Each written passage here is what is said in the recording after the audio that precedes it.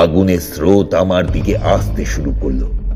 আমি মনে মনে পুনরায় মন্ত্র উচ্চারণ করলাম আর শরীরের ভিতরে শক্তি স্রোত অনুভব করতে লাগলাম। কিন্তু দেবী কালিকা তখন সোজা আমার পরীক্ষা নিলেন। তিনি বললেন, তুমি যদি সত্যি সাধক হও তবে তোমাকে এই ভয়ঙ্কর পথ পাড়ি দিতে হবে। তুমি যদি এই পথ পাড়ি দিতে না পারো তবে তোমার মৃত্যু অনিবার্য। তারপর আমার সামনে দুটো ভয়ঙ্কর পথ খুলে গেল। একটা পথ ছিল আক্ষরিকভাবে আগুনে পরিপূর্ণ, আর অন্য পথটি ছিল অন্ধকারে পূর্ণ, যেখানে অসংখ্য পিশাচ, দানব আর অশুভ আত্মা ঘুরে বেড়াচ্ছিল। আগুনের পথের দিকে তাকালে মনে হচ্ছিল সেই আগুনে পা ফেললে যে কেউ এক নিমেষে ছাই হয়েছে।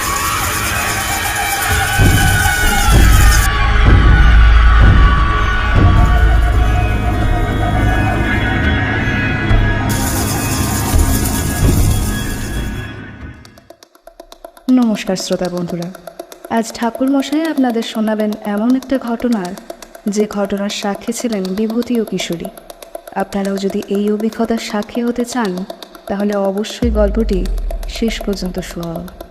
গল্পের মধ্যে রয়েছে নানা বাধা বিপত্তি। ঠাকুর মশাই এবং বিভূতি ও কিশোরী সমস্ত বাধা বিপত্তি কাটিয়ে শেষে পৌঁছবে মা কালীর চরণে। গল্পের মধ্যে উগ্রতন্ত্র থাকায় আমরা গল্পের প্রধান চরিত্রের নাম পরিবর্তন করেছি। গল্প শুনুন এবং ভয়ে ভয়ে থাকুন। চলুন তাহলে শুরু করা যাক আমাদের আজকের নিবেদন।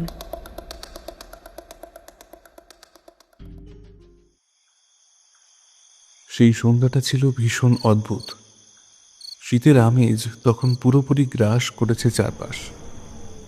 রুদ্রনীল আর ইন্দ্রজিৎ যথারীতি ব্রহ্মনাথ তান্ত্রিকের কাছে এসে পৌঁছেছে গল্প শোনার জন্য। এই দুজনের সঙ্গে ব্রহ্মনাথের সম্পর্ক বেশ বন্ধুত্বপূর্ণ, কিন্তু গুরুগম্ভীর। আজকের পরিবেশটা যেন অন্য দিনের তুলনায় বেশ ভারী। চারপাশে যেন অজানা কোনো রহস্যের আঁচ পাওয়া যাচ্ছিল। রুদ্রনীলই প্রথমে নীরবতা ভাঙল। সে বলল, ঠাকুরমশাই, আজ আমাদের কি গল্প শোনাবেন? কোনো ভয়ঙ্কর গল্প আছে কি? ব্রহ্মনাথ হালকা হাসলেন। পাসিং শোয়ের ধোঁয়া ছাড়তে ছাড়তে বললেন,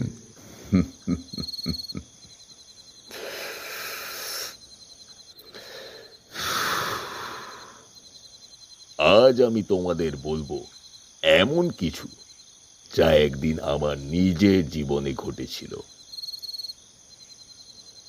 তোমরা তো জানো আমি বহু জায়গায় ঘুরে বেরিয়েছি, বিভিন্ন শক্তি আর রহস্যের সন্ধান করেছি। আজ আমি তোমাদের বলবো কালিকা পাহাড়ি আর তার অভিশপ্ত পথের কথা। ইন্দ্রজিৎ কৌতূহলী হয়ে জিজ্ঞাসা করল, কালিকা পাহাড়ি, এটা কোথায় ঠাকুরমশাই? ব্রহ্মনাথ চুপচাপ বাইরে তাকিয়ে কিছুক্ষণ ভাবলেন, তারপর বললেন, ওটা এক দুর্গম পাহাড়ি জায়গা, যেখানে মানুষের পা তেমন একটা পড়ে না। এক সময় ওখানে দেবী কালিকার মন্দির ছিল, তবে সেই মন্দির আর পথ অভিশপ্ত হয়ে গেছে এক তান্ত্রিকের লোভে আর পাপের কারণে। সেই অভিশাপ ভাঙতেই আমাকে যেতে হয়েছিল কালিকা পাহাড়ির পথে। রুদ্রনীল আর ইন্দ্রজিৎ চুপ হয়ে গেল। এর মধ্যে ব্রহ্মনাথ তামাক সাজিয়ে হুঁকো টানতে শুরু করলেন। ঘরের মধ্যে কেবল হুঁকোর শব্দ শোনা যাচ্ছিল। ব্রহ্মনাথ ধীরে ধীরে গল্প শুরু করলেন। এক রাতে অদ্ভুত একটা স্বপ্ন দেখলাম। স্বপ্নে দেখলাম আমি একটা সরু পথ দিয়ে হেঁটে চলেছি, চারপাশে গভীর অন্ধকার। পথের শেষে একটা কালো পাহাড় দাঁড়িয়ে আছে। সেই পাহাড় থেকে একটা ভয়ঙ্কর গম্ভীর কণ্ঠস্বর ভেসে এলো, এসো, পথ তোমার অপেক্ষায়। আমি ঘুম থেকে উঠে দেখি ঘরটা তখনও সেই কণ্ঠস্বরের প্রভাব মুক্ত হয়নি। সেই স্বপ্ন যেন বাস্তবের মতো স্পষ্ট ছিল। প্রথমে আমি তেমন গুরুত্ব দিইনি, কিন্তু পর পর কয়েকদিন সেই স্বপ্ন বারবার ফিরে এলো। প্রতিবার সেই একই ডাক, সেই একই পাহাড়। তখন আমি বুঝলাম এটা এটা নিছক স্বপ্ন নয়, কিছু একটা আমাকে টানছে। একদিন বিকেলে এমন কিছু ঘটল যা আমার সমস্ত সন্দেহ দূর করে দিল। এক মুহূর্ত থেমে ব্রহ্মনাথ মূল কাহিনীর মধ্যে ডুবে গেল। আমি তখন এক প্রত্যন্ত গ্রামের এক কর্তার বাড়িতে আশ্রয় নিয়েছি। একদিন আমি দুপুরে উঠোনে বসে পুঁথি পড়ছিলাম। এমন সময় একজন অপরিচিত ব্যক্তি আমার দরজায় এসে দাঁড়ালো। বয়স 50-এর কাছাকাছি, গায়ে মলিন সাদা ধুতি, মুখে দাড়ি আর চোখে অদ্ভুত একটা চাপা আতঙ্ক। আমি জিজ্ঞাসা করলাম, কে তুমি? কি চাই? আপনি কি ব্রহ্মনাথ তান্ত্রিক? হ্যাঁ, কিন্তু তুমি কে? আগে ওই আমার নাম হচ্ছে মনোহর। আমি দূর গ্রামের বাসিন্দা। আপনাকে খুঁজে বের করার নির্দেশ পেয়েছি। আমি অবাক হয়ে বললাম, কে নির্দেশ দিয়েছে? দেবীর পুরোহিত আমাকে পাঠিয়েছেন। তিনি বলেছেন ওই কালিকা পাহাড়ির এক অভিশপ্ত পথ মুক্ত করার দায়িত্ব আপনার। সেই পথ বহু বছর ধরে কেউ যেতে সাহস করেনি, কিন্তু ওই আপনার হাতেই এর সমাধান হবে। আমি থমকে গেলাম। তারপর আবার প্রশ্ন করলাম, তুমি আমার কথা জানলে কিভাবে? পুরোহিতের কথা শুনে মানে তিনি বলেছেন যে ওই দেবীর ইচ্ছায় আপনি সেই ব্যক্তি যিনি এই অভিশাপ দূর করবেন। কিন্তু উনি জানলেন কি করে আমার কথা? পুরোহিত মশাইয়ের কথায় আমি আমি একদিন কৌতূহলী হয়ে জানতে চাই, আপনি কিভাবে নিশ্চিত হলেন যে আপনি এই সমস্যার সমাধান করতে পারবেন? তিনি কি তোমাকে কিছু বলেছিলেন? হ্যাঁ, এই পুরোহিত মশাই বলেছিলেন তিনি এক বিশেষ পূজা করেছিলেন দেবী কালিকার উদ্দেশ্যে। সেই পূজায় তিনি দেবীর ইচ্ছার সন্ধান পান।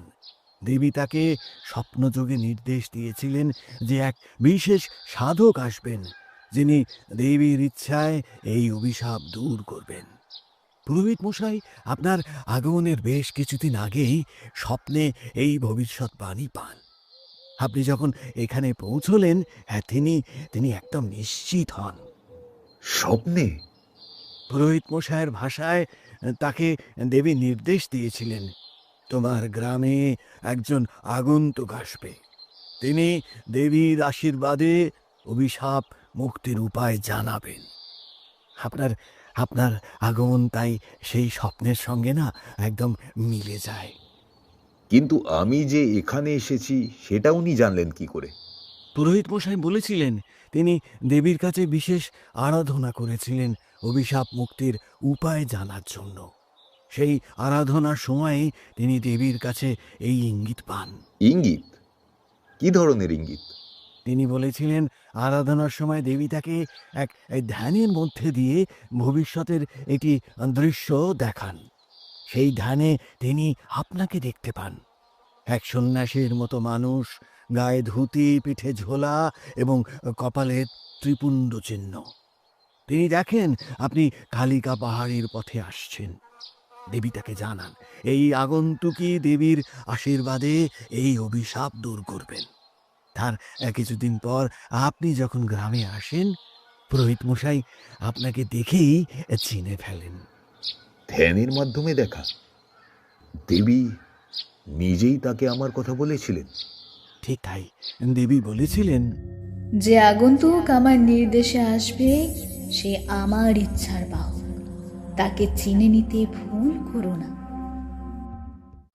আপনি যখন গ্রামে আসেন, পুরোহিত মশাইয়ের সন্দেহ আর থাকে না। তিনি তখনই নিশ্চিত হন যে আপনি আপনি সেই ব্যক্তি। দেবীর নির্দেশে আমি এখানে এসেছি, কিন্তু তার কাজ সহজ হবে না। কালিকা পথ কখনো সরল পথ দেখায় না। এবার প্রস্তুতি নিতে হবে। অভিশাপ দূর করা মানেই কালিকার পরীক্ষা দেওয়া। তাহলে এটিই দেবীর খেলা। সময় আমাকে এখানে নিয়ে এসেছে। দেখো, প্রকৃত তান্ত্রিক শক্তি কখনো নিজের ক্ষমতার উপর নির্ভর করে না। এটি সর্বদা ঈশ্বর বা দেবীর কৃপা। পুরোহিত মহাশয়ের দেখানো পথ আমাকে সঠিক নির্দেশ দিয়েছে। এবার আমাকে প্রস্তুতি নিতে হবে। আমি তখন বুঝতে পারলাম এই ঘটনা আমার স্বপ্নের সঙ্গে জুড়ে গেছে। দেবীর নির্দেশে হয়তো সত্যিই আমাকে এই পথে যেতে হবে। আমি মনোহরের কথা শুনে ঠিক করলাম কালিকা পাহাড়িতে যাবই। এমন ডাক অগ্রাহ্য করা যায় না। তবে এটা যে সহজ কাজ হবে না, সেটাও আমি বুঝতে পেরেছিলাম। পরের দিন সকালে মনোহর আবার এলো। সে বলল, আপনার সঙ্গে না একজন সঙ্গী থাকা ভালো। ওই পাহাড়ি পথে বিপদ অনেক। আমি বললাম, না মনোহর, এই যাত্রায় আমি একাই যাব। যেখানে দেবীর নির্দেশ, সেখানে আর কারোর সহায়তার প্রয়োজন নেই। তুমি শুধু আমাকে পথ চিনিয়ে দাও। মনোহর শুধু মাথা নুইয়ে সম্মতি দিল। সে বলল, আমরা ভোরে রওনা দেব। কালিকা পাহাড়ি দূরে, পৌঁছোতে পুরো একদিন লেগে যাবে। পরদিন ভোরবেলা আমরা রওনা হলাম। পথটা বেশ কঠিন ছিল। মাঝে মাঝে এমন সরু হয়ে আসছিল যে পাশের খাদে পড়ে যাওয়ার ভয় হচ্ছিল। মনোহর সামনে সামনে চলছিল, আর আমি তার পিছু পিছু। চারপাশে জঙ্গল ধীরে ধীরে আরো ঘন হয়ে উঠল। পথে যেতে যেতে মনোহর কালিকা পাহাড়ির ইতিহাস বলছিল। সে বলল, অনেক বছর আগে এক লোভী তান্ত্রিক এই পথ ব্যবহার করে দেবী কালিকার মন্দিরে প্রবেশের চেষ্টা করেছিল। সে চেয়েছিল দেবীর শক্তিকে নিজের স্বার্থের কাজে লাগাতে, কিন্তু দেবী তাকে অভিশাপ দেন, আর সেই অভিশাপের প্রভাবে পথ অভিশপ্ত হয়ে যায়। তারপর থেকে না কেউ সেই পথে যেতে সাহস করেনি। আমি শুনে বললাম, তাহলে সেই পথ এখন নিষ্ক্রিয়? কেউ চেষ্টা করেনি সেই অভিশাপ কাটানো? অনেক তান্ত্রিক এসেছেন, কেউই সফল হননি, কেউ ফিরে আসেননি। আপনি যদিও দেবীর ইচ্ছায় যাচ্ছেন, তবুও খুব সাবধানে যাবেন। আমি মনে মনে প্রস্তুতি নিচ্ছিলাম।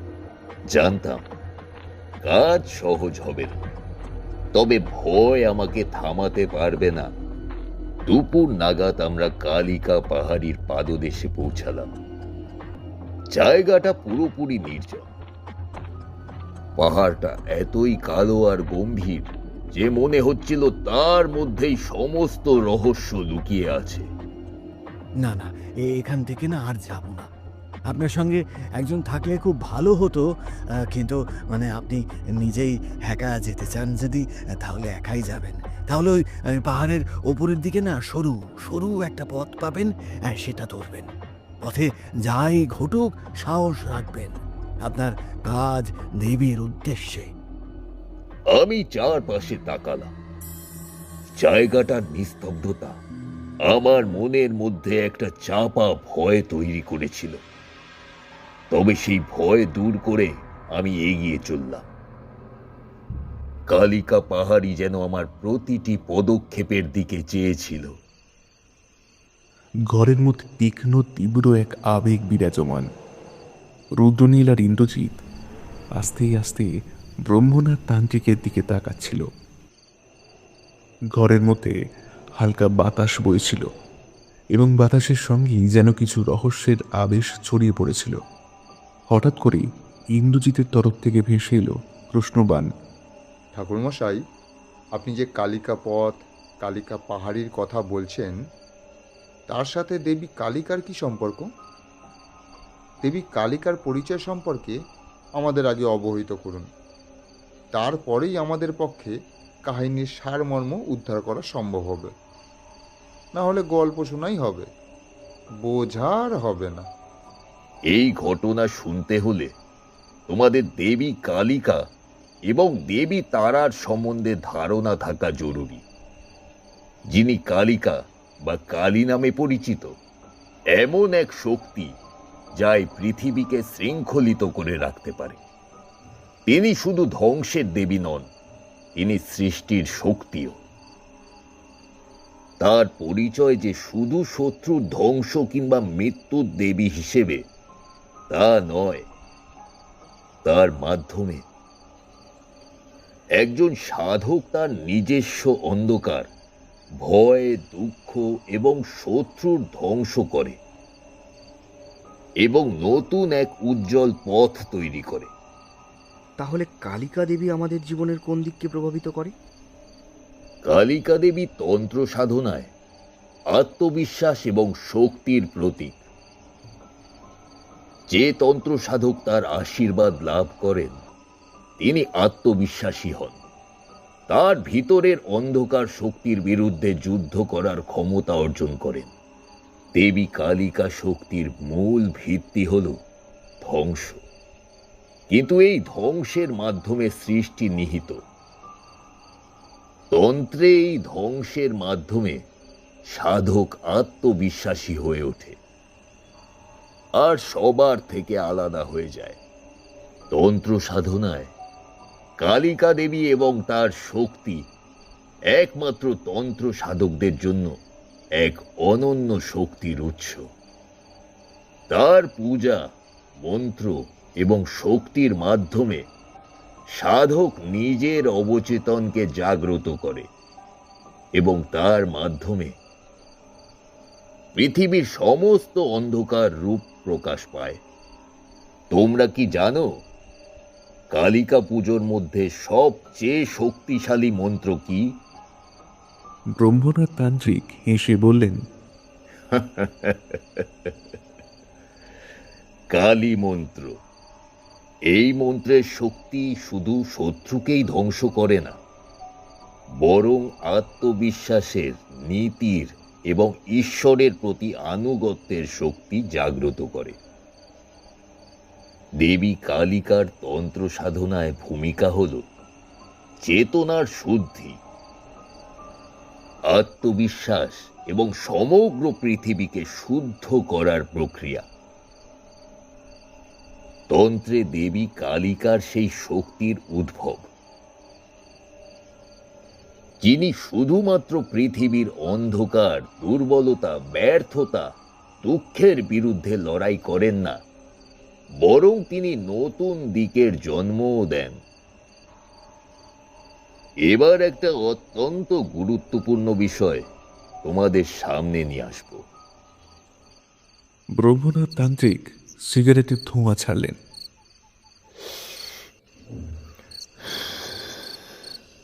কালিকার মূর্তি। কালিকা মূর্তির মধ্যে যা এক বিশেষ বৈশিষ্ট্য থাকে, তা হলো তার পদতলে শিব। কেন শিব কালিকার পদতলে থাকেন? কেন বলো দেখি? রুদ্রনীল একটু ভাবল। ইন্দ্রজিৎ প্রশ্ন করল, তা কি ঐশ্বরিক ব্যাখ্যা? এই মূর্তি শিব ও কালিকার সম্পর্কের গভীরতা বোঝায়।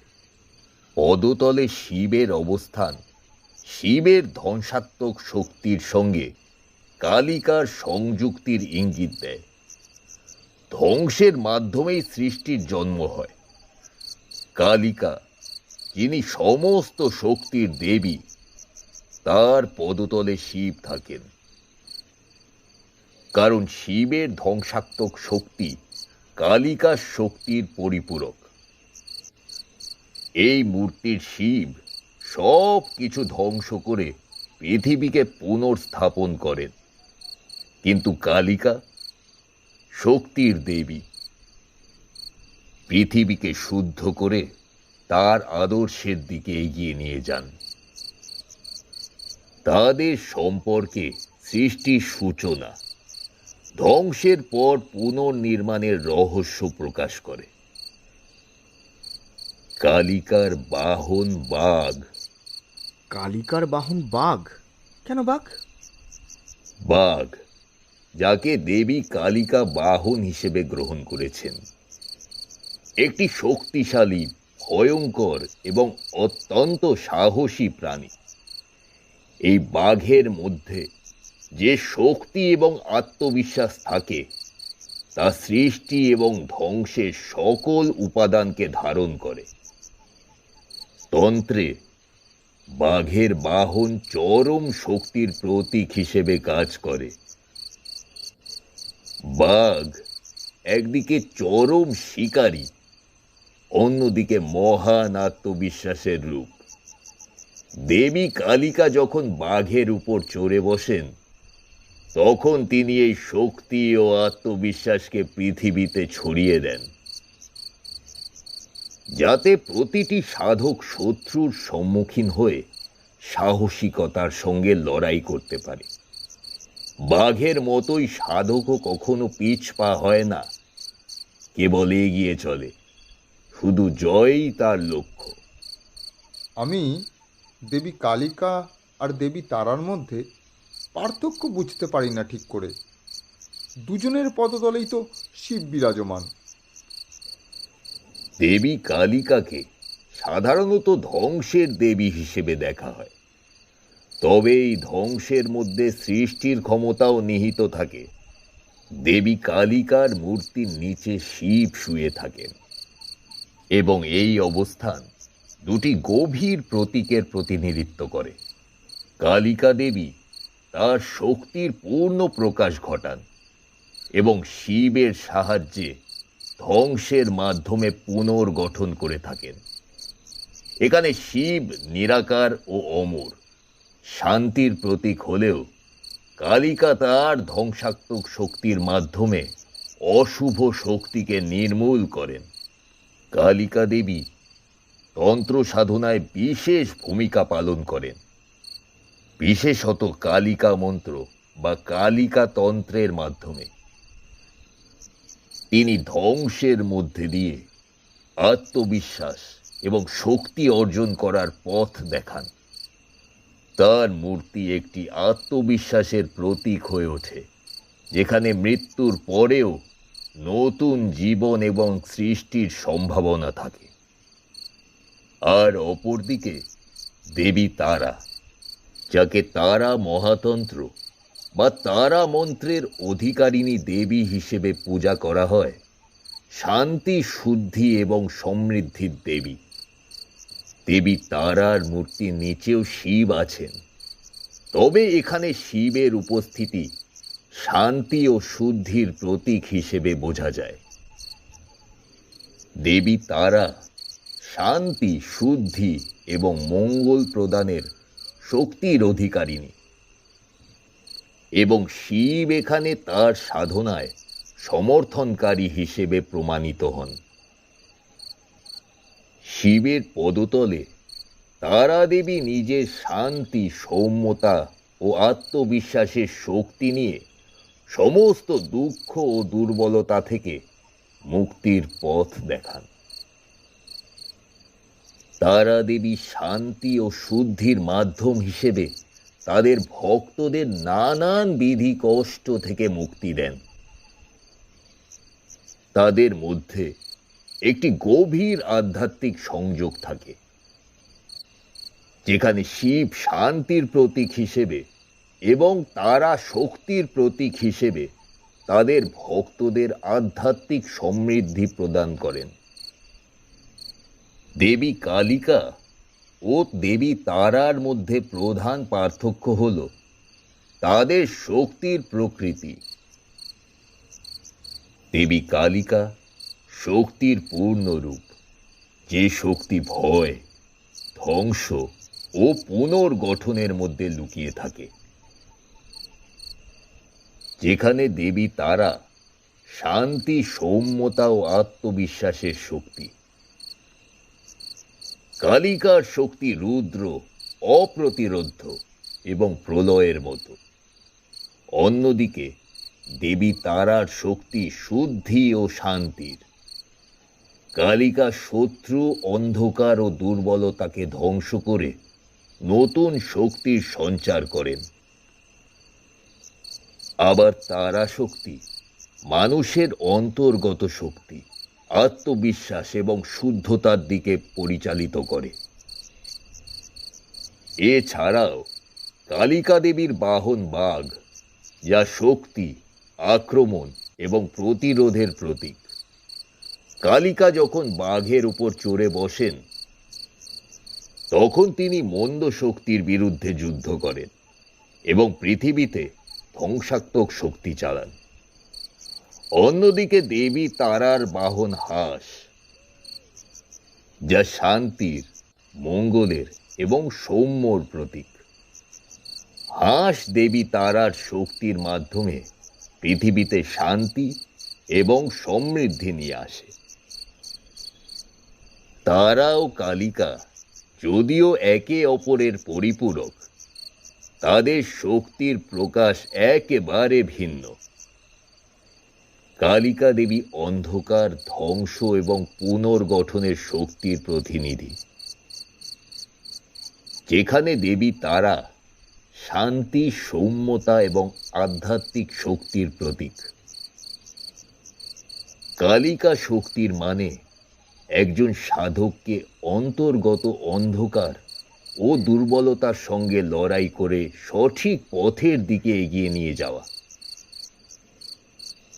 আবার তারা শক্তি মানে একজন সাধককে শান্তির মাধ্যমে আধ্যাত্মিক উন্নতির দিকে নিয়ে যাওয়া। এভাবেই কালিকা ও তারার মধ্যে পার্থক্য সত্ত্বেও তাদের শক্তি একে অপরকে সমর্থন করে এবং জীবনকে বিভিন্ন দিক থেকে অনুপ্রাণিত করে। মা তারার ৮টি রূপ হল তারা অর্থাৎ বামা কালী, উগ্র তারা, নীল সরস্বতী, এক জটা তারা, তারিণী তারা, নিত্য তারা, বজ্র তারা, কামেশ্বরী তারা। পরে কখনো মা তারার এই রূপগুলি নিয়ে আমরা আলোচনা করব। এইভাবে ব্রহ্মনাথ তান্ত্রিক রুদ্রনীল আর ইন্দ্রজিৎকে দেবী কালিকা, তার শক্তি, তন্ত্র সাধনায় তার ভূমিকা, কালিকা মূর্তির ব্যাখ্যা এবং কালিকা তারার পার্থক্য সম্পর্কে বিস্তারিত ব্যাখ্যা দিলেন। সেই সাথে কালিকার মূর্তির পদতলে শিব থাকার তাৎপর্য এবং বাহনে বাঘের শক্তির সম্পর্ক স্পষ্ট করলেন। ইন্দ্রজিৎ ও রুদ্রনীলের চোখে নতুন এক দৃষ্টিভঙ্গি উদিত হয়েছিল এবং তারাও বুঝতে পেরেছিল যে কালিকা পথের যাত্রা একটি মহাকাব্যিক শক্তির পথে প্রবাহিত হয়। ব্রহ্মনাথ যেন রুদ্রনীল ও ইন্দ্রজিতের মনের মধ্যে ভয় ও রহস্যের এক বীজ বপন করে দিয়েছিলেন। ইন্দ্রজিৎ তখন প্রশ্ন করল, আপনার সেই কালিকা পাহাড়ির যাত্রার কথা বলছিলেন না, সেই কাহিনীটা এবার সম্পূর্ণরূপে বর্ণনা করুন না ঠাকুরমশাই। ব্রহ্মনাথ মৃদু হাসলেন।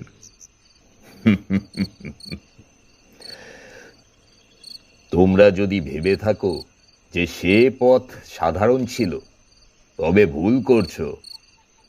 একা গিয়েছিলাম, কিন্তু যাত্রাপথে এমন কিছু ঘটেছিল যা আজও আমার স্মৃতিতে গেঁথে আছে। তবে শোনো, পুরোটা বলি। রাত গভীর। আমি তখন সেই কালিকা পথের যাত্রার পথে এক গভীর অরণ্যের এক কোণে বসে ধ্যানে নিমগ্ন। মনে মনে বললাম, মা, তোমার ইচ্ছেই আমাকে ডাক দিয়েছে। যদি আমাকে যেতে হয়, তবে তোমার আশীর্বাদ চাই মা। আচমকা বাতাস ভারী হয়ে উঠল, যেন মূর্তির চোখ দুটো থেকে অদৃশ্য শক্তি বেরিয়ে এসে আমাকে সাহস জোগাল। যাত্রার আগে আমি কিছু প্রয়োজনীয় জিনিস সঙ্গে নিলাম।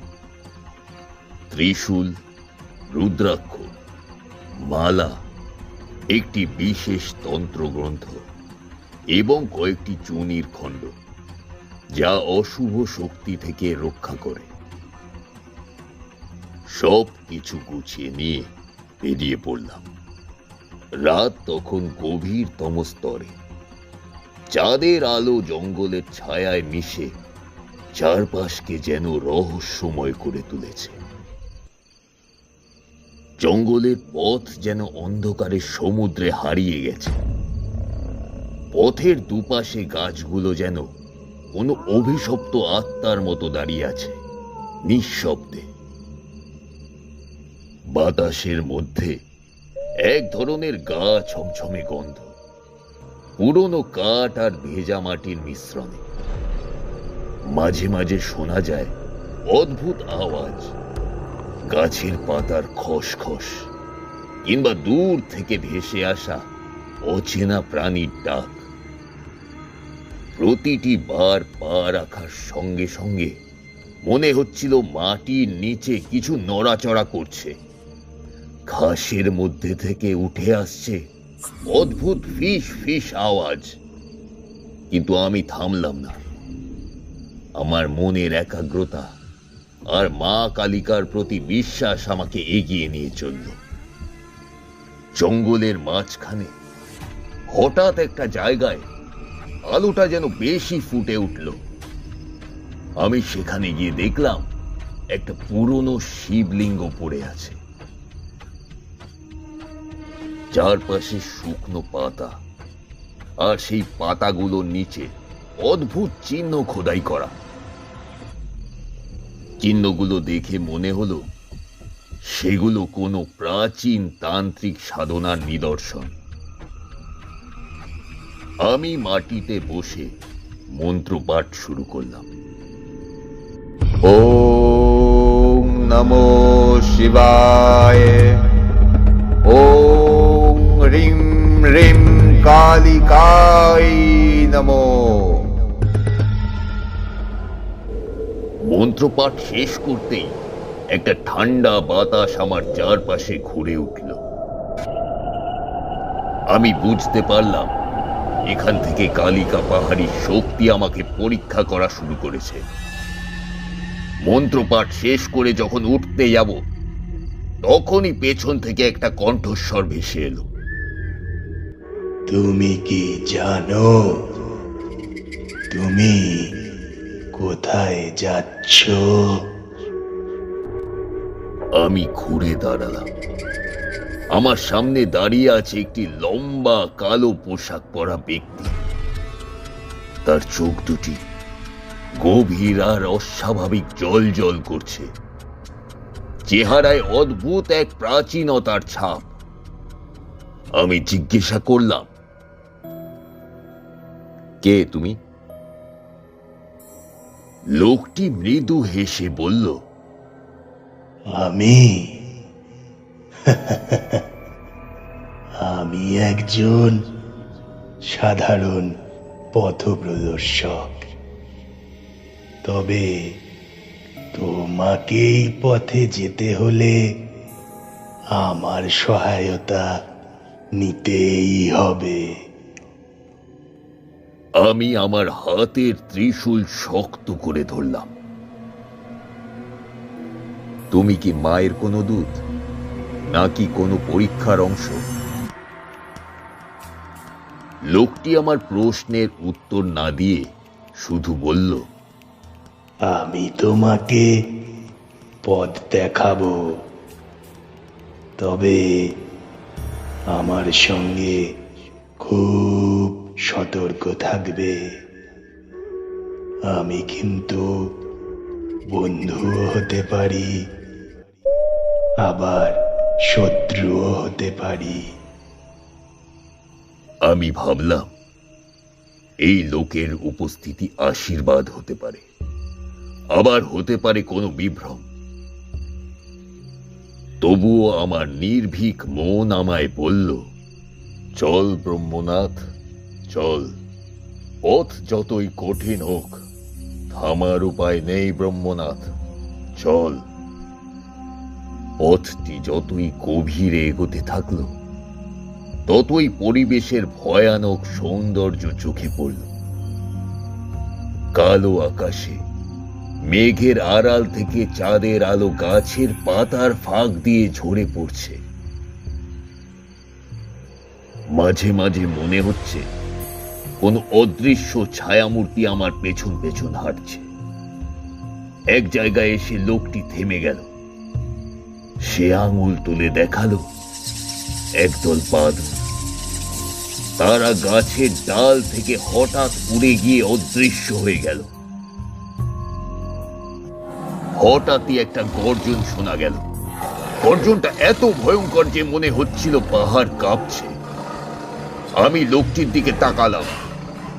লোকটি বলল, এগুলো তোমাকে ভয় দেখানোর জন্য পাঠানো হয়েছে।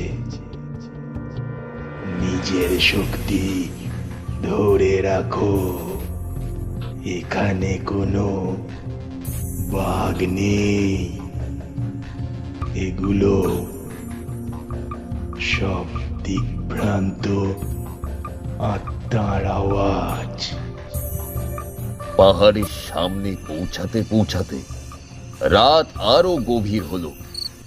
কালিকা পাহাড়ি যেন কোনো দৈত্যাকৃতির মতো দাঁড়িয়ে আছে। পাহাড়ের গায়ে পাথরগুলোতে খোদাই করা চিহ্নগুলি থেকে যেন আলোর ঝলক বেরোচ্ছে। পাথরের প্রতিটি কোণ থেকে ভেসে আসছে অস্পষ্ট মন্ত্রের শব্দ। লোকটি বলল, এখান থেকেই আমি বিদায় নেব। এরপর ভেতরে যা কিছু আছে তা তোমাকে একাই সামলাতে হবে। আমি বুঝতে পারলাম আসল পরীক্ষা এখন শুরু। আমি এক মন্দির দেখতে পেলাম। ধীরে ধীরে মন্দিরের দরজার দিকে এগিয়ে গেলাম। পা রাখতেই এক অদ্ভুত কম্পন অনুভব করলাম। মনে হলো মাটি আমার পায়ের তলা থেকে সরে যাচ্ছে। তবু আমার মনের দৃঢ়তা আমাকে মন্দিরের প্রবেশ পথ পর্যন্ত এগিয়ে নিয়ে গেল। মন্দিরের ভেতর থেকে ভেসে আসছে অদ্ভুত এক ধ্বনি, যেন দেবী নিজেই আমাকে ডাকছেন। কালিকা পাহাড়ি মন্দিরের সামনে দাঁড়িয়ে আমি অনুভব করলাম চারপাশের প্রকৃতিতে এক অদ্ভুত নিস্তব্ধতা নেমে আসছে। পাহাড়ি বাতাসের শীতলতা থাকলেও সেটা স্বাভাবিক ঠেকল না।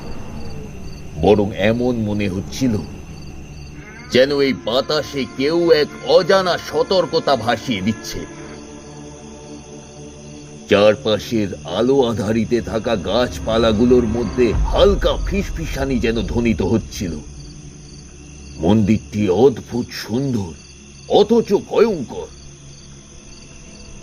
বিশাল প্রাচীন পাথরের তৈরি এই স্থাপত্যে ছিল দেবীর রহস্যময় উপস্থিতি। আমি ধীর পায়ে মন্দিরের সিঁড়ি বেয়ে উঠতে লাগলাম। আমার চরণ পাতে সিঁড়ির পাথর থেকে ধুলো উড়ল।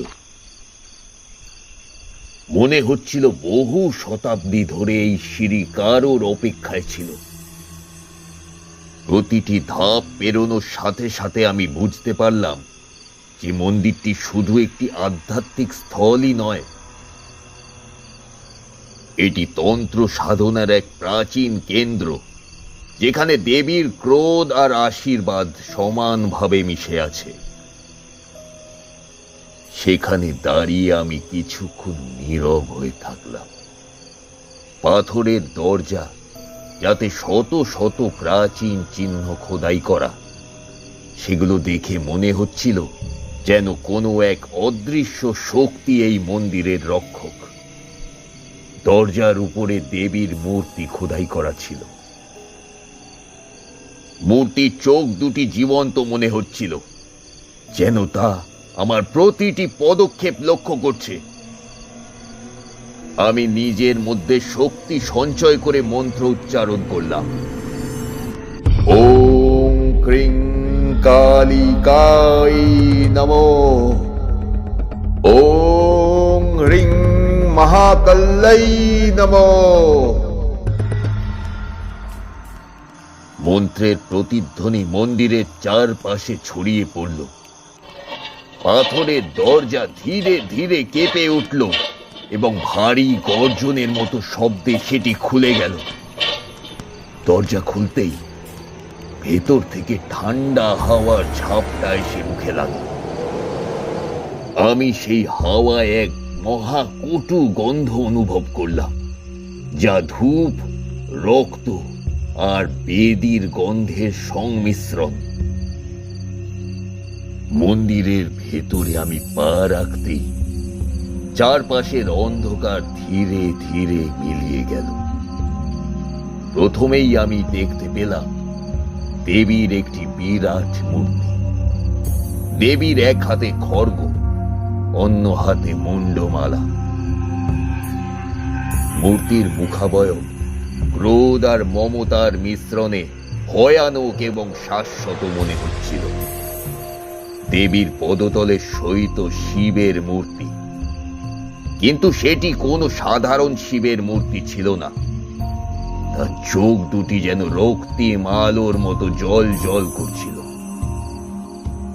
মূর্তির নিচে একটি শিলালিপি ছিল, যা পুরনো ব্রাহ্মী লিপিতে খোদাই করা। আমি সেখানেই বসে শিলালিপিটি পড়তে শুরু করলাম। যে দেবী শক্তির আধার, তিনি এই পথের রক্ষক। কালিকা পথে প্রবেশ মানে প্রকৃতির শক্তির সম্মুখীন হওয়া। ত্যাগ ও ধৈর্যের পরীক্ষা ছাড়া কেউ এখানে প্রবেশ করতে পারবে না। আমি জানতাম এটি কোনো সাধারণ সতর্কবাণী নয়। এই মন্দিরের রক্ষাকারী শক্তি এখানে তন্ত্র সাধকদের পরীক্ষা নিতেই উপস্থিত। হঠাৎ করেই মন্দিরের মেঝেতে একটি আলোর রেখা ফুটে উঠল। সেই আলোর দিক নির্দেশনায় এগিয়ে গেলাম। কিছু দূর এগোতেই আমি দেখতে পেলাম একটি বিশাল আয়না, যা মন্দিরের মধ্যস্থলে স্থাপন করা ছিল। আয়নার সামনে গিয়ে আমি থেমে গেলাম। আয়না? কিন্তু এখানে আয়না কেন? আমি নিজেই নিজেকে প্রশ্ন করলাম, কিন্তু তার উত্তর মিলল আয়নায়। আয়নায় আমি নিজেকে দেখতে পেলাম, কিন্তু সেটি আমার বর্তমান প্রতিফলন ছিল না। সেখানে আমি দেখতে পেলাম এমন একটি সময় যেখানে একদল লোভী মানুষ দেবীর মন্দির থেকে গোপন জ্ঞান চুরি করার চেষ্টা করছিল। তাদের অপরাধের ফলে মন্দির অভিশপ্ত হয়েছিল। সেই অভিশাপই আজও কালিকা পথের প্রথম ধাপকে ভয়ঙ্কর করে তুলেছে। আমি বুঝতে পারলাম এই আয়না আমার মনোভাব এবং শুদ্ধতার পরীক্ষা নিচ্ছে। আয়নাটি হঠাৎ আমার অতীতের কিছু স্মৃতি দেখাতে লাগলো, আমার নিজের ভুল এবং অপরাধ। কিন্তু আমার দৃঢ় বিশ্বাস এবং আত্মার শুদ্ধতা আমাকে সেই বিভ্রম থেকে মুক্তি দিল। আমি মন্ত্র উচ্চারণ করলাম, ওম কালিকাই নমঃ, ওম মহাশক্তাই নমঃ। মন্ত্রের প্রতিধ্বনি আবারও মন্দিরে ছড়িয়ে পড়ল। আয়না ধীরে ধীরে ফাটতে শুরু করলো এবং চূর্ণ বিচূর্ণ হয়ে গেল। ফাটল থেকে একটি সরু আলো একটি সংকীর্ণ সিঁড়ির পথ নির্দেশ করল। আমি সিঁড়ি বেয়ে নিচে নামতে শুরু করলাম। সিঁড়ির দুপাশে ছিল ভাঙা ভাস্কর্য, শ্যাওলায় ঢাকা পাথর। বাতাস ভারী হয়ে উঠছিল। এবং সেখানে ছিল একটা কেমন চাপা গন্ধ। সিঁড়ির শেষে আমি দেখতে পেলাম একটি সংকীর্ণ দরজা, যার ওপারে কালী পথের শুরু।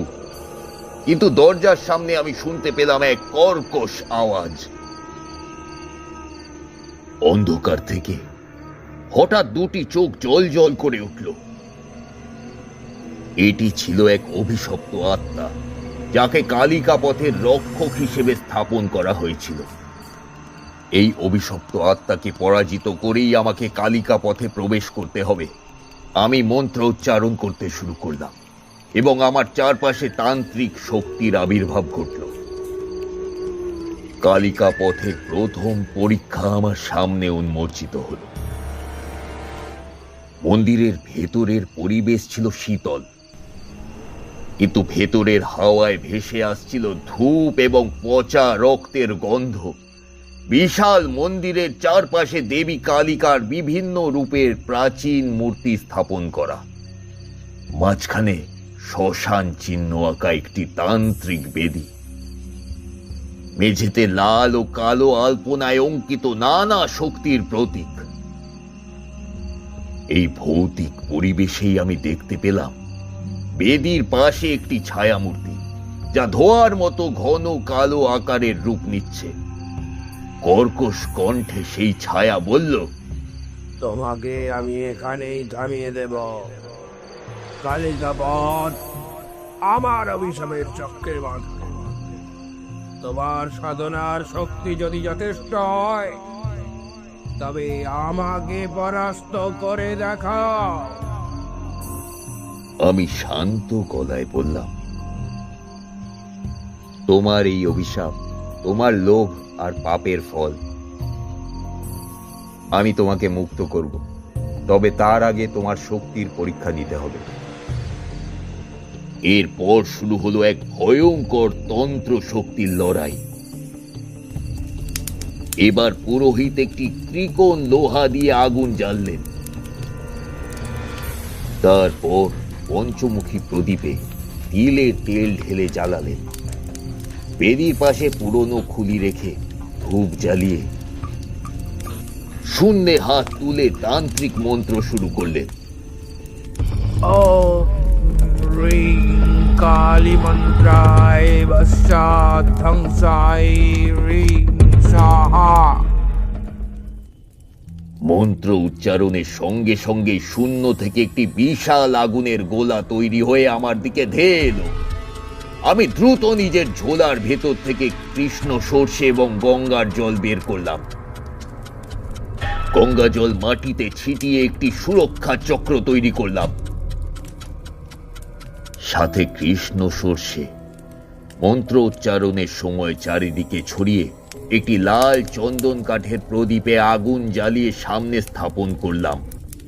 তারপর মন্ত্র উচ্চারণ করলাম, ওম ক্রিং কালিকায় নমঃ, শত্রুনাশিন্যৈ কুরু কুরু স্বাহা। মন্ত্রের প্রভাবে আগুনের গোলাটি মাঝপথে থেমে গেল এবং ধোঁয়ার মতো মিলিয়ে গেল। পুরোহিত এবার আরো শক্তিশালী উপাচার প্রয়োগ করলেন। একটি পুরনো শ্মশান ভস্য নিয়ে সেটি বেদির মাঝখানে ছড়িয়ে দিলেন। তারপর একটি শ্যাম পলাশের ডাল ভেঙে আগুন জ্বালিয়ে ধোঁয়া তৈরি করলেন। এবার শবের খুলি হাতে নিয়ে মন্ত্রপাঠ শুরু করলেন। তার কণ্ঠস্বর ক্রমশ গভীর হয়ে উঠল। ওম ক্লিং হ্রিং মহাভৈরবায় ধ্বংসায় কালিকায় সাহা। মন্ত্রের সঙ্গে সঙ্গেই মাটির নিচ থেকে কালো ধোঁয়া স্রোত উঠে এলো। সেই ধোঁয়া সাপের মতো আমাকে ঘিরে ফেলল। আমি সঙ্গে সঙ্গে নিজের ঝোলার ভেতর থেকে রুদ্রাক্ষের মালা বের করলাম।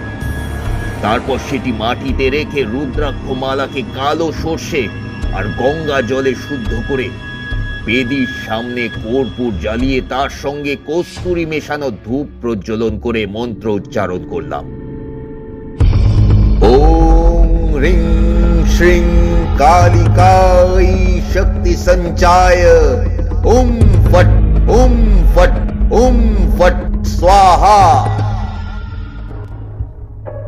এরপর একটি লাল চন্দন কাঠের ত্রিশূল সামনে স্থাপন করলাম। মন্ত্রের প্রভাবে রুদ্রাক্ষ মালাটি থেকে একটি উজ্জ্বল আলোক রেখা বেরিয়ে কালো ধোঁয়াকে ছিন্ন ভিন্ন করে দিল। অভিশপ্ত পুরোহিত এবার নিজের সর্বশক্তি প্রয়োগ করল।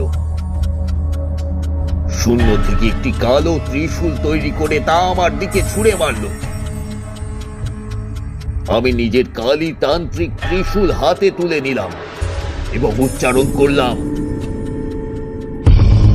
ওম কালী মহাশক্তায় বৈরিনাশায় রিং রিং কুরকুরু স্বাহা। এরপর ত্রিশূলের ফলায় গঙ্গা জল ছিটিয়ে সেটিকে শক্তি দিয়ে সঞ্চারিত করলাম এবং ত্রিশূলের নিচে সর্ষে আর মধু দিয়ে ছোট একটি পুজো করলাম এবং ত্রিশূলের সামনে কর্পূর ও নীলকণ্ঠে ফুল নিবেদন করে ক্ষিপ্রতার সঙ্গে ছুঁড়ে মারলাম। আমার ত্রিশূলের আঘাতে কালো ত্রিশূল ভেঙে পড়ল। ব্যর্থ পুরোহিতের ছায়ামূর্তি ক্ষিপ্ত হয়ে চিৎকার করে উঠল, তুমি শক্তিশালী, কিন্তু কালিকা পথের শেষ পরীক্ষা তোমার জন্য অপেক্ষা করছে। আমি মুক্ত হলাম, কিন্তু এ পথ খুবই ভয়ঙ্কর। পুরোহিতের ছায়ামূর্তি ধীরে ধীরে মিলিয়ে গেল আর কক্ষের ভেতরে পরিবেশ শান্ত হলো আর তৎক্ষণাৎ একটি গোপন দরজা খুলে গেল। আমি বুঝলাম পরবর্তী ধাপ হবে আরো ভয়ঙ্কর। কালিকা পথের গভীর মন্দিরের প্রবেশদ্বার অতিক্রম করার পর আমি এক গভীর নিঃশ্বাস ছাড়লাম। আমি জানতাম এবার আমার সামনে আসছে কালিকা পথের দ্বিতীয় পরীক্ষা, এক ভয়ঙ্কর তন্ত্র সাধনা, যা আমার সাধনাকে এক নতুন স্তরে নিয়ে যাবে। এই জায়গায় আমি যে ধরনের অশুভ শক্তির সম্মুখীন হতে যাচ্ছিলাম তা আমার জন্য নতুন ছিল। গুহার মধ্যে প্রবেশের মুহূর্তে সমস্ত কিছু যেন এক নিমেষে বদলে গেল। গুহার প্রবেশ পথে একটি সিঁড়ি ছিল, যা নিচে নেমে যেতে যেতে আরো অন্ধকারে নিমজ্জিত হয়ে যাচ্ছিল। সিঁড়ির পাশে প্রাচীন শিলালিপির মতো কিছু চিহ্ন আঁকা ছিল, যেন তা আমাকে একটা সতর্ক বার্তা দিচ্ছিল। চারপাশে ছড়িয়ে থাকা চূড়া এবং প্রাচীন মূর্তিগুলি যেন কোনো এক দানবীয় শক্তির অধিকারী ছিল। এদিকে তীব্র গন্ধের মধ্যে একটা ভয়ঙ্কর শীতল হাওয়া বয়ে যাচ্ছিল। আমার মনে হলো এই স্থান শুধু মন্দির বা গুহা নয়, এটি এক ধরনের আধ্যাত্মিক স্থান, যেখানে এক ধরনের প্রাচীন কাল পুরাণের শক্তি ঘনীভূত আছে। গুহার মাঝখানে একটি বিশাল পাথরের বেদি ছিল। বেদির উপর এক প্রাচীন সিন্দুক রাখা ছিল, যার উপরে খোদাই করা ছিল অদ্ভুত সব তান্ত্রিক চিহ্ন। আসলে এই সিন্দুক ছিল এক ধরনের প্রতীক। এটি যেন না বলা শক্তির আধার, যা কালিকা পথের আসল রহস্য লুকিয়ে রেখেছিল। সিন্দুকের চারপাশে ছাই, শুকনো ফুল, ধুলি এবং অশুভ প্রতীক সাজানো ছিল, যা কেবল আমার সাধনার গভীরতাকে আরো বাড়িয়ে দিয়েছিল।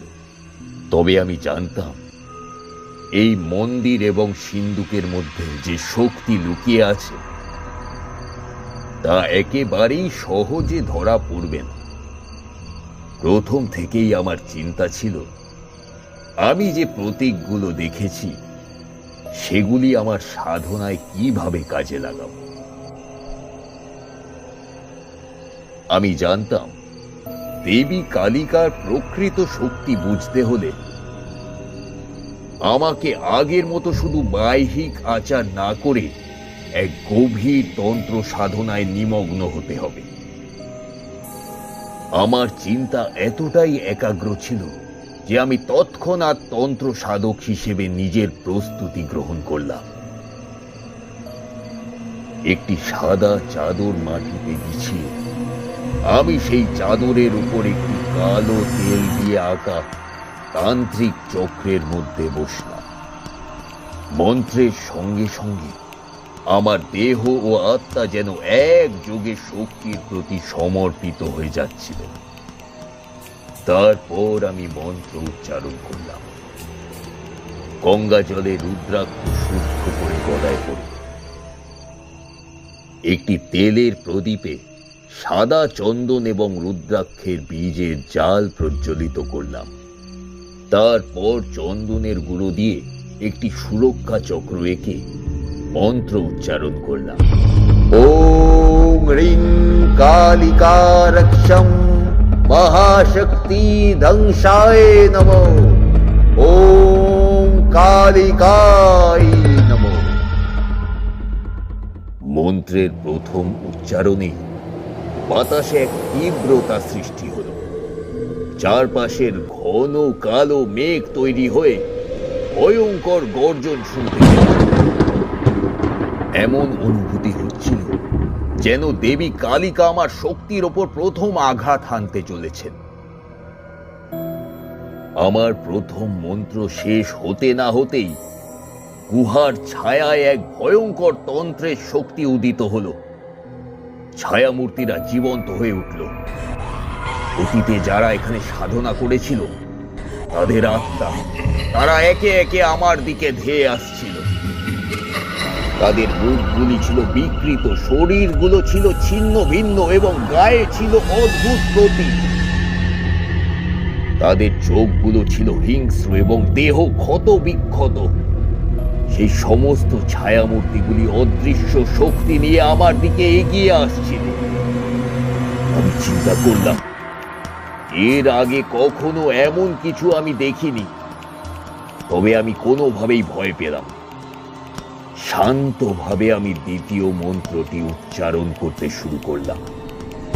ওম হ্রিং কালিকা রূপায় মহাশক্তি সর্বশত্রু নাশায় ফট স্বাহা। সাথে পুরনো গন্ধ গোলার পাপড়ি দিয়ে মন্ত্র চিহ্নিত করলাম। তারপর সিঁদুর ও কালো তিল দিয়ে একটি বলয় তৈরি করলাম। এরপর লাল জবা ফুলের প্রতীকে রক্তের বিনিময়ে শুদ্ধ করলাম। এবার মন্ত্রের শক্তি ছড়িয়ে পড়ল। ছায়ামূর্তির আক্রমণ শক্তিশালী হয়ে উঠল। তবে মন্ত্রের শক্তি ও উপাচার আস্তে আস্তে ছায়ামূর্তির শক্তিকে ক্ষত বিক্ষত করতে শুরু করল। তাদের অস্ত্রগুলো আমার পায়ের কাছে পড়ে গেল এবং তারা পিছু হাঁটতে বাধ্য হল। এমন সময় ছায়ামূর্তির প্রধান বিশাল কালো আকৃতির এক ছায়ামূর্তি সামনে এসে দাঁড়ালো। তার দেহে ছিল মুদ্রা এবং প্রতীকের ভয়াবহ আঁকিবুকি। মুখটি ছিল এক অদ্ভুত রাক্ষসের মতো এবং চোখ ছিল অগ্নিবলয়ের মতো জ্বলন্ত। এই ছায়ামূর্তির শক্তি ছিল অত্যন্ত তীব্র। এবার সম্পূর্ণ শক্তি দিয়ে আমার সামনে এসে দাঁড়িয়ে বলল, তুমি যতই শক্তিশালী হও, আমি তোমার অগ্নিচক্ষুদের অতিক্রম করতে পারবো। তুমি এবার অগ্নি সংকেত দিয়ে এক মহাশক্তির মাধ্যমে মন্দিরের চূড়ান্ত পরীক্ষা দেবে। তোমার তন্ত্র আরো দুর্বল হবে। আমি তখন এক গভীর তন্ত্রের শক্তি নিয়ে মন্ত্রপাঠ শুরু করলাম। ওম হ্রিং কালিকা মহাশক্তি ত্রিনয়না ধ্বংসায় অধিকারিণী নমো। একসাথে এক মুঠো কালো সর্ষে চারিদিকে ছড়িয়ে দিলাম। তারপর সমস্ত তান্ত্রিক শক্তির মধ্যে নিজের আঙুলের রক্ত এবং তেল মিশিয়ে প্রদীপ আর ধূপ জ্বাললাম, এবং মুহূর্তের মধ্যেই মন্ত্র উচ্চারণের সঙ্গে সঙ্গেই কালো মেঘগুলি বিভক্ত হয়ে গেল, আর আস্তে আস্তে তাদের শক্তি ক্ষয় হতে থাকলো, এবং ছায়ামূর্তির নেতা ধীরে ধীরে মাটিতে মিশে গেল ও এক মুহূর্তেই সে নিঃশেষ হয়ে গেল। ছায়ামূর্তির পরাজয়ের পর গুহার মধ্যে এক অদ্ভুত শান্তি ফিরে এলো। আমি ঠিক করলাম এবার সময় এসেছে সিন্দুকটি খোলার। এরপর আমি সিন্দুকটি খুললাম। ভেতরে যা ছিল তা এক ভীষণ শক্তিশালী তন্ত্রের প্রতীক। দেবী কালিকা রূপের একটি ছোট মূর্তি, ত্রিনয়নী মূর্তি। তার শরীরের চারপাশে অগ্নিরেখা এবং সৃষ্টির চিহ্ন ছিল। আমি জানতাম এই মূর্তি দেবী শক্তির সাথে সরাসরি সংযোগ স্থাপন করবে এবং আমাকে পরবর্তী স্তরে নিয়ে যাবে এবং কালিকা পথের আসল রহস্য সামনে এনে দাঁড় করাবে। অন্ধকার মন্দিরের ভিতর প্রবেশের মুহূর্তে আমার হৃদস্পন্দন তীব্র হয়ে উঠছিল। প্রাচীন মন্দিরের চারপাশে তীব্র শীতল বাতাস বয়ে যাচ্ছিল, যেন পৃথিবী নিজেই ভীত হয়ে উঠেছে। আমি ধীরে ধীরে মন্দিরের ভিতর প্রবেশ করলাম এবং আমার পায়ের নিচের পাথরের টুকরোগুলো যেন আমাকে একটি অদৃশ্য শ্বাসরোধী শক্তির দ্বারা চেপে ধরেছিল। বাতাসে অদ্ভুত এক গন্ধ ছিল। চারপাশের নিস্তব্ধতা হঠাৎ ভেঙে গেল এক অদ্ভুত শব্দের মাধ্যমে। যেন মনে হচ্ছিল মন্দিরের ভেতরের দেওয়ালগুলি নিজেদের মধ্যে কথা বলে চলেছে। আমি চোখ মেলে দেখতে শুরু করলাম।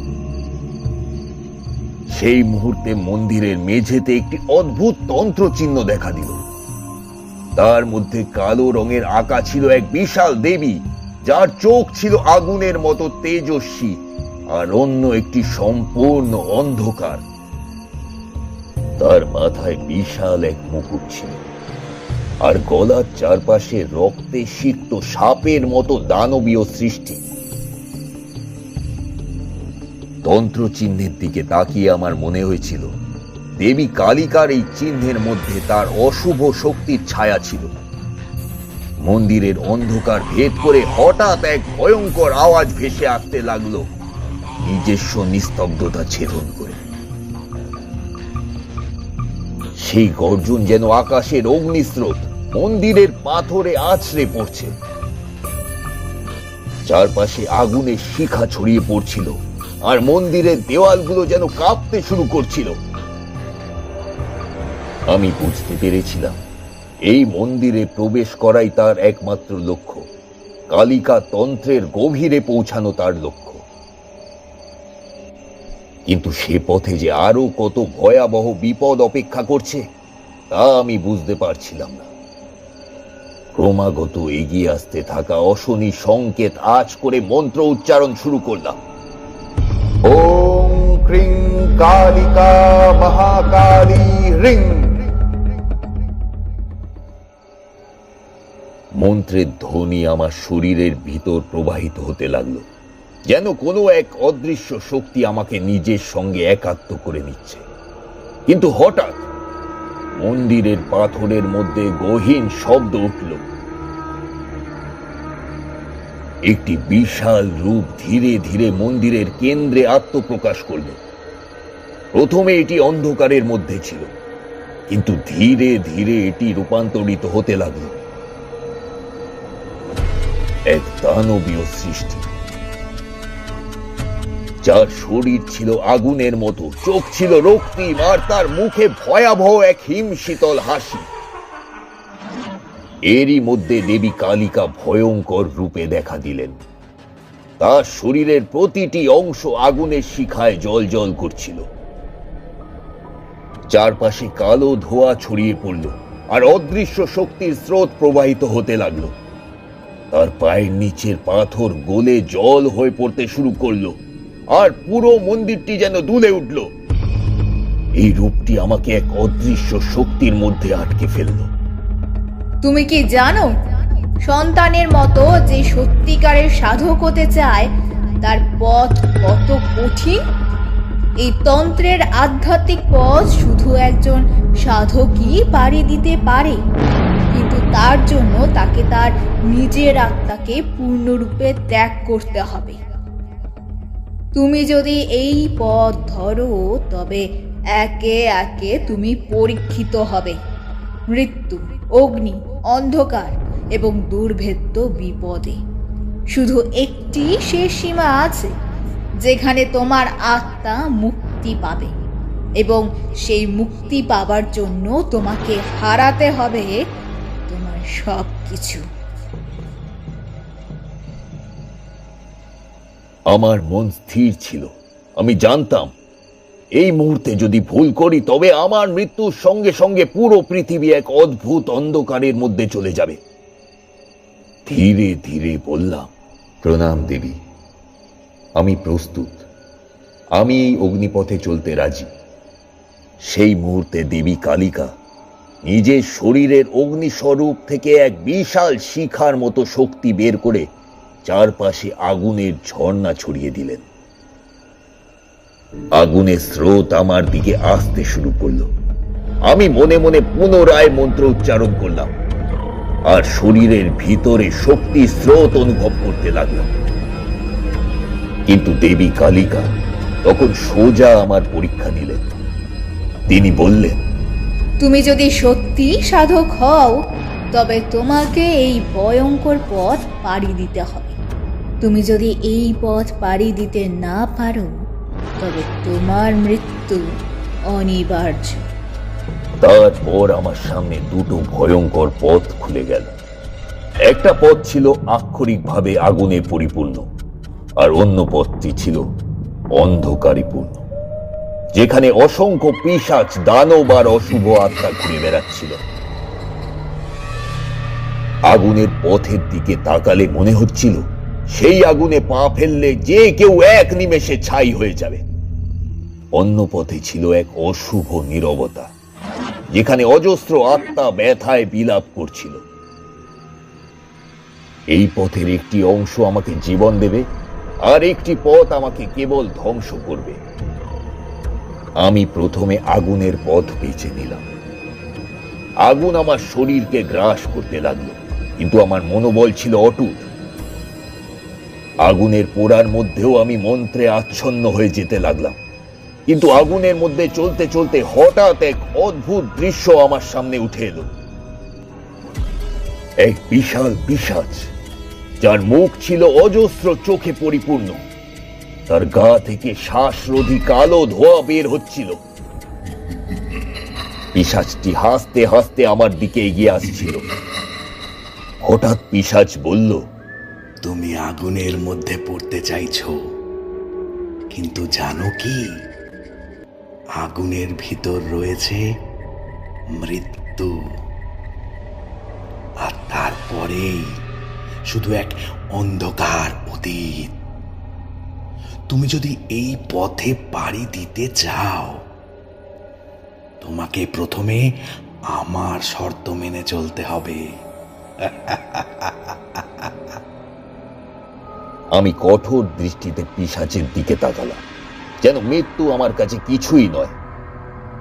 এমন এক দৃঢ়তা মিশানো কণ্ঠে বললাম, আমি তোমার শর্ত মানি না, আমি শুধু সত্যের পথ অনুসরণ করব পিশাচ। পিশাচটি হঠাৎ রেগে গেল। সে বলল,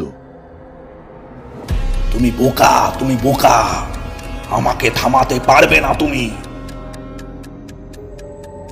এবং এক মুহূর্তেই পিশাচটি তার বিশাল দানবীয় শক্তি দিয়ে আমার দিকে আক্রমণ করতে শুরু করলো। আমি দ্রুত সরে গিয়ে মন্ত্র উচ্চারণ করে এক পিচ্ছিল শক্তির স্রোত সৃষ্টি করলাম, যা পিশাচটির শক্তিকে বিপর্যস্ত করে ফেলল। ওম ক্রিং কালিকা মহাকালী রিং। আমার অনুশালিত শক্তি আর দেবী কালিকার আশীর্বাদে পিশাচটি এক পলকে বিদ্ধ হয়ে গেল। তারপর কেবল এক গভীর নীরবতা ঘিরে ধরল সবকিছুকে। তবে কালিকা মন্ত্রের এই পথটি এখনো শেষ হয়নি, কিন্তু আমি জানতাম যদি আর এক ধাপ এগিয়ে যেতে চাই তবে আরো ভয়ঙ্কর বিপদ আমার জন্য অপেক্ষা করছে। মন্দিরের তন্ত্রচিহ্নর মধ্যে দেবী কালিকার অগ্নি স্বরূপ অবিনাশী হয়ে উঠল। চারপাশে পিশাচটির ধ্বংসের পর এক অদৃশ্য শক্তি যেন পৃথিবী থেকে ভেঙে পড়েছে। আমি কিছুটা থমকে দাঁড়িয়েছিলাম, কিন্তু এই যুদ্ধের এখনো শেষ হয়নি। দেবী কালিকার তন্ত্রের গভীরতা এতটাই ভীষণ যে একবার পদক্ষেপ ভুল করলে সমস্ত তন্ত্রের শক্তি ধ্বংস হয়ে যেতে পারে। এটি ছিল কালিকা শক্তির এক নতুন পর্যায়। তন্ত্রচিত্রের মাঝখানে যে কালো জোড়া চোখ ধীরে ধীরে আলোকিত হতে শুরু করেছিল সেটি আরো তীব্র হয়ে উঠল। মন্দিরের পাথরে এক অদ্ভুত শব্দ শোনা যাচ্ছিল, যেন ধ্বংসের পূর্বাভাস। এটাই ছিল দেবী কালিকার আসল পরীক্ষা, যেখানে কোনো ভুল বা অসাবধানতা মৃত্যু ডেকে আনবে। দেবী আমায় বলল, তুমি আমার পরীক্ষায় উত্তীর্ণ হতে চাও? আমার সামনে ধীরে ধীরে এক নতুন আকাশ খুলতে শুরু করলো। এক অসীম কুয়াশার মতো কালো অন্ধকার ছড়িয়ে পড়ল ধীরে ধীরে। তারার আকাশ, পৃথিবী কিংবা মন্দিরের মেঝে সবকিছু অদৃশ্য হয়ে গেল। আমি মনে মনে পুরনো তন্ত্রের আচার ও মন্ত্রের অক্ষরগুলি মনে করতে লাগলাম। আমি জানতাম এখন আর কোনো ভুল করা চলবে না। দেবী কালিকা কোনো ত্রুটি মেনে নেবেন না। এই মুহূর্তে একমাত্র আমার আত্মবিশ্বাসী আমাকে রক্ষা করতে পারে। মন্ত্র উচ্চারণ করে আমি অগ্নি স্বরূপের শক্তির দিকে পদক্ষেপ নিলাম। দেবী কালিকার শক্তির পরীক্ষায় আমি এমন একটি মুহূর্তে পৌঁছালাম যেখানে আমার সমস্ত সাধনার স্তরে ঊর্ধ্বে উঠতে হবে। আমাকে আমার সমস্ত ভয় ও সীমাবদ্ধতা কাটিয়ে উঠতেই হবে। আকাশের সেই অন্ধকার থেকে হঠাৎ এক ভয়ঙ্কর তরঙ্গ ছড়িয়ে পড়তে লাগলো, যেন একটি মহাভস্যের জগৎ ভেঙে পড়েছে। এরপর সারা শরীরে একটা শীতল শিহরণ বয়ে গেল। আমি একটি মন্ত্র উচ্চারণ করতে শুরু করলাম। ওং রিং কালিকা মহাকালিকা রিং। এই সমস্ত মন্ত্র আমি দীর্ঘকাল ধরে অনুশীলন করেছিলাম। আমার অন্তর আত্মবিশ্বাসে পূর্ণ ছিল। এক মুহূর্তে অন্ধকার কেটে গিয়ে হঠাৎ মন্দিরের চারপাশে একটি অবর্ণনীয় আলো জ্বলে উঠল। সেটি যেন দিগন্তের শেষ সীমায় এক নতুন পৃথিবী তৈরি করেছিল। আলোটি দেবীর কালিকার রূপ, যা অগ্নির মতো তেজি আর অত্যন্ত করুণ ছিল। একে একে সেই আলো যেন এক অক্ষয় সীমার মধ্যে প্রবাহিত হতে লাগলো। আমার সামনে একটি অসীম অবছায়া উঠল। অবছায়াটি ছিল কালিকা শক্তির প্রধান কেন্দ্র, আর সেটি আমার মন এবং আত্মার গভীরতম রহস্য উন্মোচন করতে যাচ্ছিল। অবছায়া থেকে এক ভয়ঙ্কর গর্জন শোনা গেল এবং আমি জানতাম এটি কালিকার প্রথম পরীক্ষার ইঙ্গিত। তুমি যদি সত্যিকারের সাধক হও তবে তোমায় এই অগ্নিপথ পার করতে হবে। তুমি যদি সাহসিকতা হারাও তবে তোমার আত্মা চিরকাল অন্ধকারে হারিয়ে যাবে। এরপর দেবী কালিকার কণ্ঠ আরো গভীর হলো। এখন তুমি সেই পথে পা বাড়াও যেখান থেকে ফিরে আসার কোনো পথ নেই। মন্দিরের মধ্যে অদৃশ্য শক্তি ঘুরে বেড়াচ্ছিল, যেন আমাকে আকর্ষণ করে আছড়ে ফেলতে চাইছে। অথচ এই শক্তি প্রবাহিত করতে পারলে তবেই আমি দেবী কালিকার প্রকৃত আশীর্বাদ পাব। যেন প্রাকৃতিক এক বিপর্যয় ঘটতে চলেছে, আমি অক্ষয় বিশ্বাসের মন্ত্র উচ্চারণ করলাম। সেই মন্ত্রটিই ছিল আমার কাছে একমাত্র সুরক্ষার আধার। ওম রিং ছট হুম কালিকায় নমো। সেই শব্দ একসময় মন্দিরের দেওয়াল ছিঁড়ে বেরিয়ে এলো। চারপাশে এক আলোর সৃষ্টির মধ্যে বিস্ফোরণ ঘটে গেল। মন্দিরের পাথরগুলো গলতে শুরু করলো এবং প্রতিটি পাথর যেন এক অসীম শক্তির সম্মুখীন হতে চলেছে। দেবী কালিকা অগ্নিরূপে আমার অভ্যন্তরীণ অন্ধকার ভেদ করতে আসছিলেন। আমার মনে হলো এই মুহূর্তে আমার আত্মা এবং শরীরকে এক করা ছাড়া আর কোনো উপায় নেই। আমার ভেতরে সমস্ত শক্তিকে সন্নিবিষ্ট করে আমি দেবী কালিকার শক্তির বিরুদ্ধে দাঁড়িয়ে গেলাম। এ যেন এক ভাঙা মন্দির, এক ফাটল ধরা শৈশবের স্মৃতি, আর এক জীবন্ত রূপের মধ্যে থেকে তার গতি শুরু হলো। দেবী কালিকার বিরুদ্ধে যুদ্ধ কখনো সহজ নয়, কিন্তু এও জানতাম এই পরীক্ষায় উত্তীর্ণ হলে আমি দেবীর কৃপা লাভ করব। আমি কালিকা শক্তির পরীক্ষায় উত্তীর্ণ হয়ে এক অগ্নিপথ অতিক্রম করে এক নতুন ধাপে প্রবেশ করলাম। দেবী কালিকার মন্দিরের চারপাশে অদৃশ্য শক্তির ঝড় বইছিল। বাতাসে, মন্দিরের পাথরে, সর্বত্র যেন এক বিশেষ ধরনের পরিবর্তন ঘটে যাচ্ছিল, যা শুধু ঐশ্বরিক নয়, অত্যন্ত ভয়াবহ। তন্ত্রের প্রথম পরীক্ষা শেষ হলেও দেবী কালিকার শক্তির শেষ বিচারের জন্য আমি প্রস্তুত ছিলাম না। কালিকা কখনোই স্বস্তি দেয় না।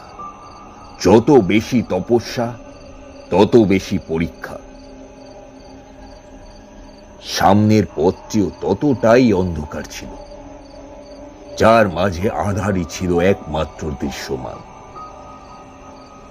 এক ভয়ঙ্কর শীতলতা আমার শরীরকে যেন চেপে ধরেছিল। মনে হচ্ছিল আমি যেন এক বৃহৎ শূন্যতার মাঝে আছড়ে পড়েছি।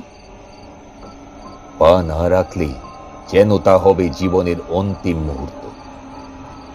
হঠাৎ অন্ধকারের মধ্যে দিয়ে একটি শব্দ ভেসে এলো। তোমার পক্ষে আরো একটি পথ খোলা রয়েছে, কিন্তু সেটা আর কেউ চলতে পারেনি। আমার হৃৎপিণ্ড দ্রুত স্পন্দিত হচ্ছিল। এই শব্দ দেবী কালিকার ছিল না, বরং এটি ছিল সেই প্রাচীন ভ্রষ্ট শক্তি, যা শতাব্দী ভিত্তিক অশুভ চক্রের মাধ্যমে কেবল জীবিত ছিল। সেই কণ্ঠস্বর হঠাৎ আমাকে বলে উঠল, কালিকা আমাকে অভিশপ্ত করেছে। তুমি আমাকে দখল করতে চাও, কিন্তু তুমিই পরাজিত হবে। এই মুহূর্তে কালিকার পরীক্ষা নতুন দিকে মোড় নিয়েছিল। আমার সামনে সেই অদৃশ্য শক্তি একটি ভয়ঙ্কর রূপ ধারণ করছিল, যেন পিশাচের এক ভীষণ অভিশাপ প্রকাশিত হচ্ছিল। আমি আমার নিজের সমস্ত শক্তি একত্রিত করতে শুরু করলাম। আমার কাছে কোনো রূপান্তরিত অশুভ শক্তির সামনে মাথা নত করার কোনো প্রশ্নই ছিল না। তন্ত্রের মন্ত্রগুলি আমার ঠোঁটে উঠে আসতে লাগছিল। কণ্ঠে এক অভূতপূর্ব তন্ত্র মন্ত্র উচ্চারিত হলো হঠাৎ। ওম মাতৃং কালিকা সর্বরিং নমঃ। এই মন্ত্রের উচ্চারণের সাথে সাথে সেই অশুভ শক্তি যেন অবিলম্বে বিপর্যস্ত হয়ে পড়ল। মন্দিরের পাথরগুলো স্পন্দিত হয়ে উঠল।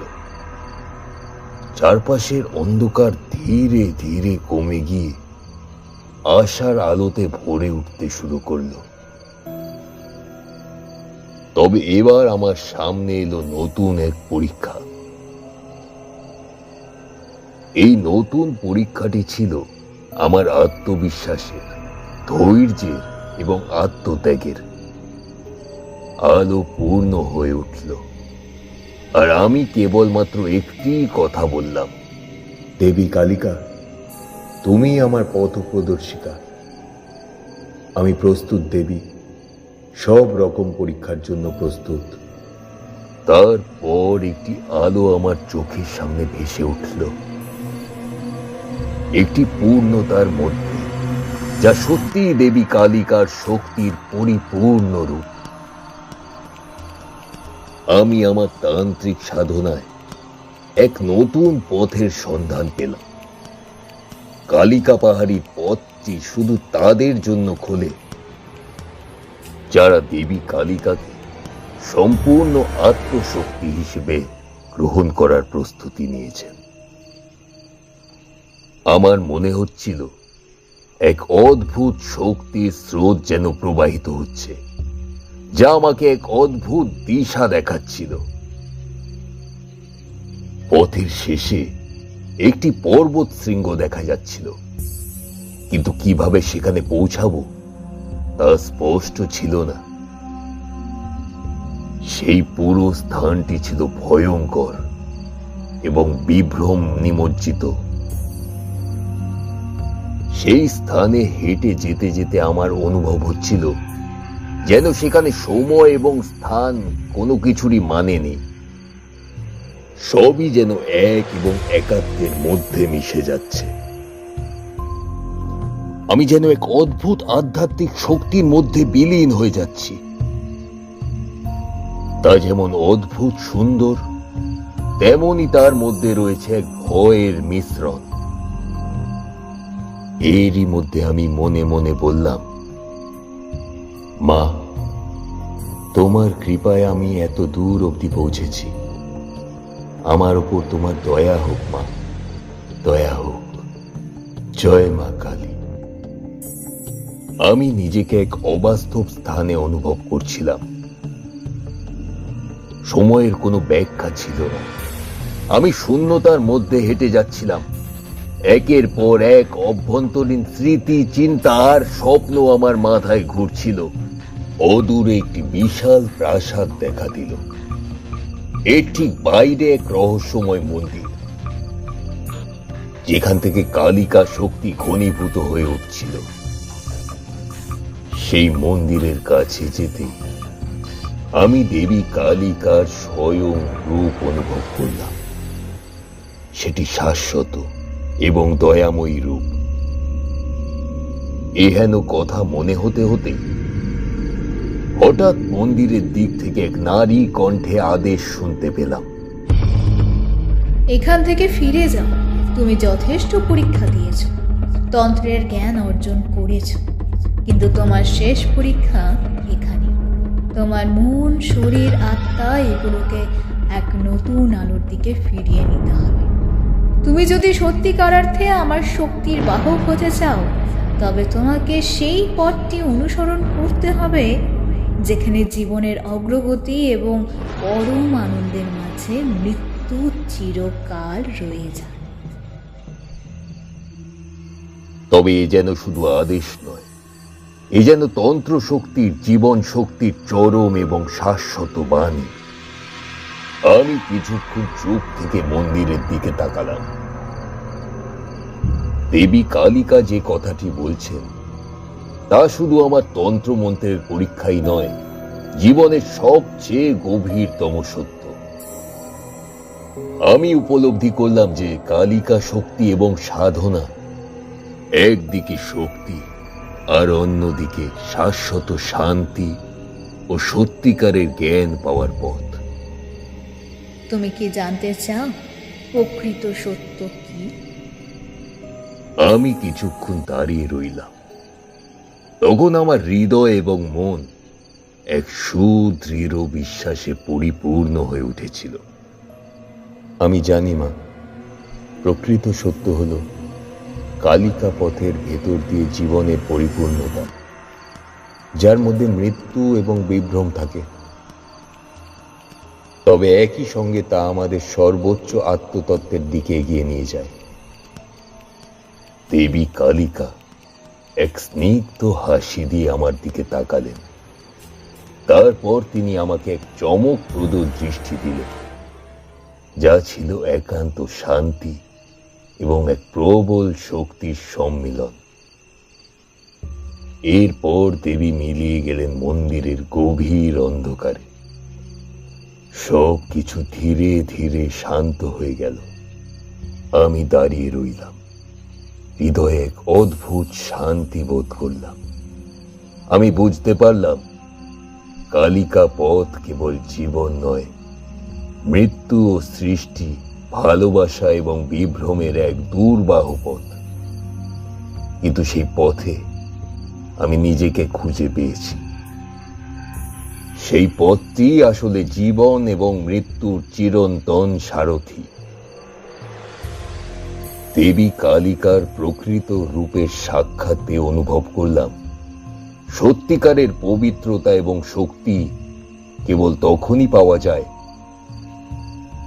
যখন জীবন আর মৃত্যুর মাঝখানে আমাদের অন্তরে এক শুদ্ধ আত্মার জন্ম হয়, এক চিরশাশ্বত সাধনার রূপ।